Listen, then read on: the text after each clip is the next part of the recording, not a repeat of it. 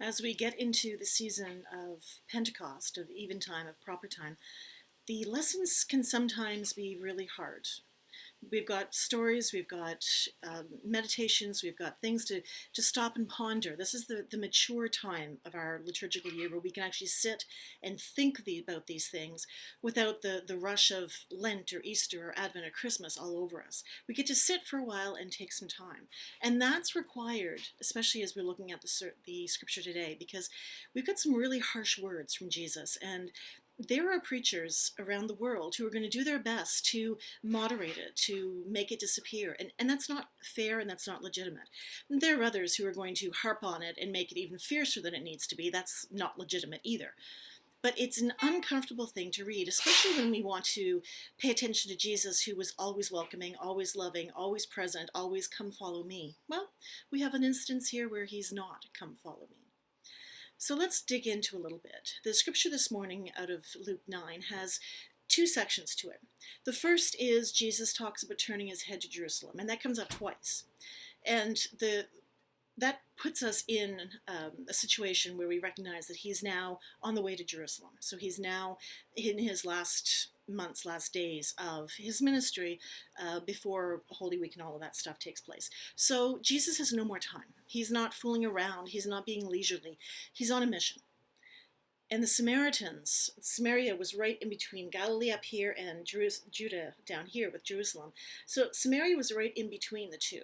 And even though it was the shortcut, the shortest way between Galilee and Judah, it was not a welcoming place, especially anybody who looked to go to Jerusalem. And a little bit of history unpacking about that. The Samaritans believed they were where the first temple was, and that they were where Jacob had his rest on the stone. So they thought they were the authentic place of the first temple. And of course, the Hebrews in Jerusalem believed the site of the second temple was also the legitimate place of the first temple. Now, no archaeology has been done on either of these sites, to the best of my knowledge. Definitely not in Jerusalem. So even archaeologists cannot say for sure. But there's animosity between the two groups, claiming that they are the legitimate inheritors of the true faith of Abraham. And at some point, around 100-ish years, 200 years before Jesus was born, Judah waged war on Samaria and destroyed their temple. So there's a lot of animosity. There's a lot of hatred between the two. So for Jesus to go through Samaria on the way to Jerusalem would have set off bells. Like, who are you? What are you doing here? They wouldn't have been listening to his message. And Scripture doesn't say that he even taught there. They would have just seen someone who was connected with the temple in Jerusalem, and that's all they would have paid attention to. The animosity was real.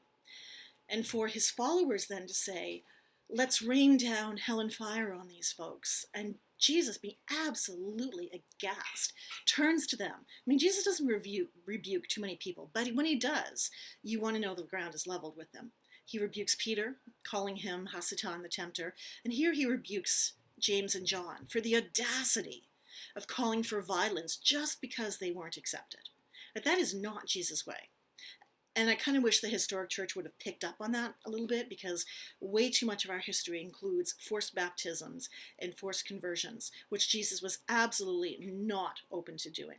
You followed the message. If not, you moved along. And that's what Jesus did in this instance. They moved to another town, and they were welcomed, and they kept going. The second instance we have is where Jesus sounds a little more harsh. But I mean, coming out of just having to tell two of his closest followers who had been with him for 3 years, and they still thought that violence was a legitimate response to not being shown hospitality. He was frustrated. He was annoyed. And he also, at this point in time, has rock star status. So the people coming up to him now who want to be his followers, they weren't the ones in the beginning, the ones who had the experience of being outsiders. These were the people who had heard the tradition, had heard the legend, had maybe even heard Jesus speak and wanted to be part of the movement, but didn't necessarily understand what that meant. I mean, even the people who had been closest to Jesus for 3 years did not understand what that meant. So Jesus, having no time, having no patience for this, turns to 3 different people as they say, I'm coming with you. And Jesus says, we're leaving now. I don't have a home, so whatever you have here, you're saying goodbye to. It's gone. The second person says, well, go let me bury my father, which sounds reasonable. And Jesus says, no, we're leaving now. And the third person says, well, I'm coming, but just let me go say goodbye to everybody. And again, Jesus says, no, we're going now. There's no time to waste. Jesus is on the mission. If you're going to be a fair weather follower, just associated with the trappings of what Jesus brought, Jesus doesn't have time for that. Maybe he had time for that when he was just starting out, but at this point in time, he knows what's coming. And he is not prepared to sit and dally and wait for someone else to be ready at their convenience for him to continue his journey. Now that is where we have to really start today, is the journey that Jesus calls us to be and how we would rather our own convenient time journey with him, not necessarily when Jesus is ready and when calls us. I'm going to say something that will upset some people, but I wanted you to bear with me and follow it through. The gospel is not meant for us, people like me, people who have privilege, people who do not understand what racism feels like because they've not had to experience, the people who can have enough money so they don't understand what a lot of poverty feels like, people who have society structured for them, who live in a country where we still have all of our basic rights, where we can still, as women, we can still access things without having to worry about anybody arresting us or hurting us. People of privilege are not who Jesus came to speak with. And that's a really, really hard message, because the people of privilege, the rich of Europe, the rich of North America, even the rich of Africa and Asia, take the gospel of Jesus and they twist it, because there's something about the gospel that is so counter to popular society, to common society, that in order to make it palatable and make it into a power, we have to subvert the message. The message of Jesus was not for those who were comfortable, not for those who wanted to come on the train of his journey at their own convenience. Have you ever noticed how people at weddings, there might be a minister there, and the minister is just there to preside, do the thing, and that's all. Get out of the way. They might be invited to the reception, probably not, but they're not part of what's going on. But if you go to a funeral where people actually are broken and needing something, well, then the minister is really important. They want the minister to stay and talk and give them some kind of comfort. We as a species only seem to turn to God when we are in need. In the gospel today, Jesus tells these people, your needs are not more important than mine. We don't want to hear that. We, the privileged, we, the ones who are able to relax into our faith and don't actually have to pay any social capital for the choices we make, we do not hear the desperation or the hope in the gospel the same way marginalized folk do. I was having a conversation with someone recently. I have no idea where he stands. He has some kind of passing relationship to spirituality, but he seems to come across as really anti-Christian, and I haven't really been able to peg down where he is. But he posted something the other day on Facebook that said, that referred to Black communities and when almost like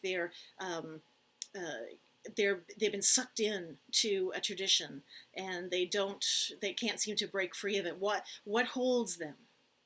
And I responded, I said, the thing that we are not, I said, it was a great question, badly worded, because he was looking for people to confirm, yes, you're right, that this is a horrible tradition and Black people shouldn't be part of it.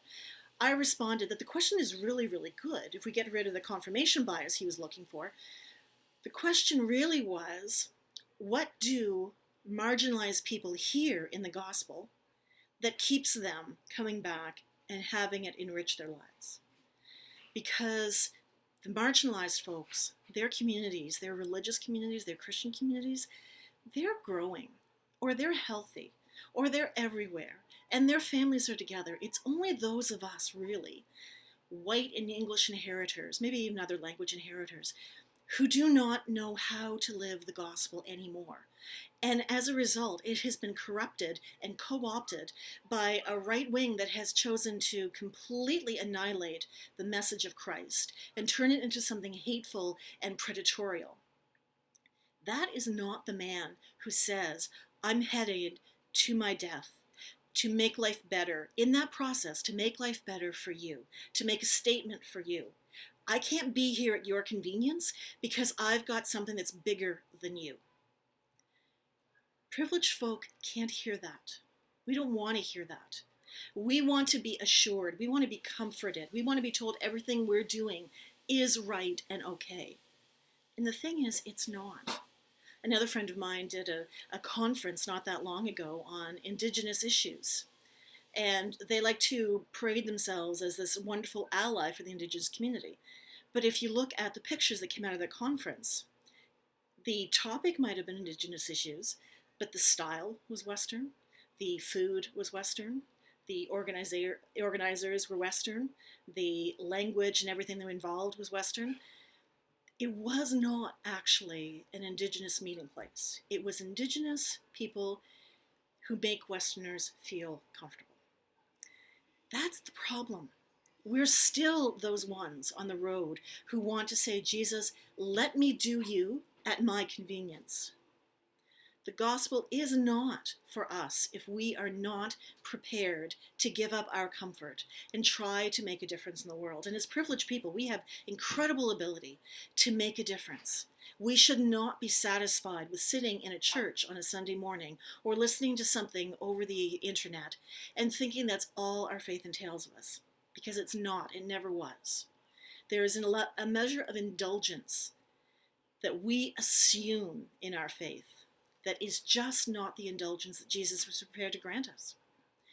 We look at this passage this morning as Jesus being annoyed, as Jesus being frustrated. Imagine how much more that frustration would be to know that an organization that has been based on his teaching, on his name, is now 2,000 years later exploiting people at will, trying to overtake governments, trying to deny basic rights to just about anybody that they don't agree with, and all in his name. Imagine the frustration, and maybe then use that as an entry point into how we can finally hear the gospel so that it speaks to us and rallies us and gets us engaged so that we can make a difference. That's all Christianity is. It's lived love, and it's making a difference to make other people's lives better.